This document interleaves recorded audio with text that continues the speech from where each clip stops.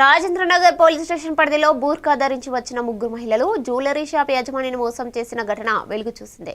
ఆటోలో షాప్కు వచ్చిన వారు నకిలీ బంగారం ఇచ్చి 1.70 లక్షలు తీసుకుని పరారయ్యారు. ఈ ఘటనపై షాప్ యజమాని ఫిర్యాదు మేరకు పోలీసులు కేసు నమోదు చేసి సీసీటీవీ ఫుటేజ్ ఆధారంగా నిందితుల అన్వేషణ ప్రారంభించారు.